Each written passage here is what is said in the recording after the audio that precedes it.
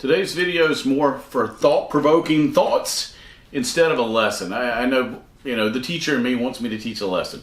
Today it's just for you and I to sit and think and talk and discuss an issue that was made aware to me about a week and a half ago at my 35th high school reunion. You may ask, what in the world is this guy talking about? Good question. Well, my 35th reunion forced me to look at something, considering especially this time of year. School's getting ready to start in the state of Georgia. Now, I don't know what state or country you're in, but eventually school starts. And I was thinking, I got my 35th reunion. The start of a new school year always brings some anticipation, some excitement.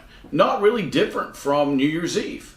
So I'm at my 35th reunion and I'm thinking, all right, what were my expectations for the school year as a student? And then I'm thinking, looking around my classmates, thinking, did they meet their own expectations? Naturally, as kids, we didn't go around going, oh, I'm going to accomplish this year. But I did not. And then I look at New Year's resolutions and go, did I meet those either? Not really. So why is it that the school year brings such excitement?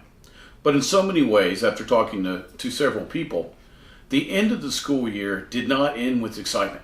It ended with disappointment, despair, sadness, just you name it. And I'm getting this from interviewing people out in public and then thinking about myself. When I would start a high school year especially, I was thinking, I'm going to join this club, I'm going to do this, I'm going to do this, I'm going to do this. How much of that did I really do by the end of the school year? Well, none of it. All right, let's look at New Year's resolutions. So many people make them, let's say losing weight or working out. Well, the gym is packed in January, it's empty in March. Why? It wasn't really who they were, what they wanted, and it could not overcome their previous programming. So let's look at this. We've got starting the school year with excitement, starting a new year with excitement, starting life with excitement. Why don't we accomplish those exciting goals or expectations that we had for ourselves or for our kids? Well, look at it this way. In all the years I've been doing this, and now it's about 30, getting close to 30, it's based on who we are. Let's look back at me in high school. Why did I start taking drugs, breaking the law, drinking, doing every stupid thing a high school boy could do? I didn't know who I was, where I was going, what my skill set was, or why I was created. So what was easy to do? Instead of going after what I really wanted, so to speak, in the theoretical world, I went after what was easy and what deadened the pain. In my high school years, they weren't easy. High school was not fun for me. Again, not due to my classmates. I went to school with some wonderful people. It was due to me.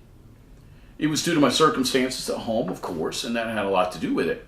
But I didn't know who it was. I didn't know why God had created me, and I had no idea how to stop the pain of what I was going through as a teenager and how to focus on the future and actually write out a realistic plan for my skill set.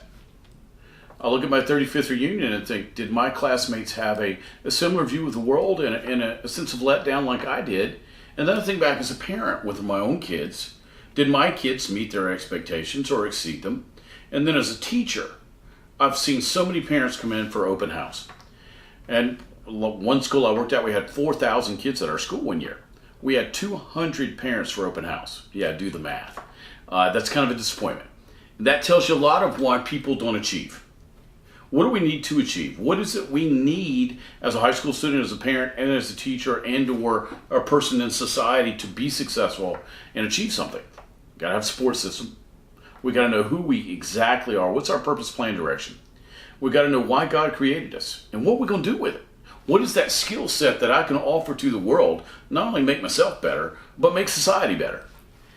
And it's funny what you just sit in a chair and contemplate at your 35th high school reunion. It's funny because the noise had drowned out, and I went back to being that kid, and I went back to the pain, the thoughts, the excitement, everything that revolved around high school. And for one, I was glad high school was over. I don't know how my classmates felt, but boy, was I glad that was over. But I was also glad to share in some of the thought streams and expectations that my classmates had shared with me. And of course, talking about grandkids is always a great story time. But let me ask you a question. Does the start of the school year, and all of us have to face it because if you own a home, you're paying property tax and that's paying for school.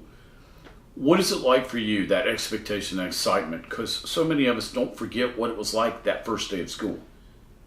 And then we think and go, okay, first day of school is very similar to the first day of the year when we set that resolution, or when we get out of college, or when we start a new job, or start a new relationship, or have a new child, or start something new, have a new beginning. Does it turn out to match the expectation?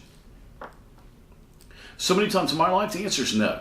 Now, recently, of course, it's what I do for a living, and I always tell people, I will never teach you how to do something that I have not tried out on me first. So every single thing that I do, and I like to write my own material, I don't like to get it from other people, I've tried it out on me. And if it worked on me, and then it started working on a smaller group and a bigger group, then I'll relay it to the world. But today, when you sit down this week, maybe this month, just think about it. Maybe your kids are going back to school. What is the expectation of that new year, that new inspiration, that new dream, that new hope that you have? And does that new dream, hope, whatever it is you have, match who you really are? Because who you really are is going to dictate whether that comes true. Why do I know that? Well, I look in the mirror every day, and my expectations of the world match who I am now. Now, naturally, I do behavior for a living. And you can get this anywhere online, and there's a bazillion books at the bookstore if you want to read one.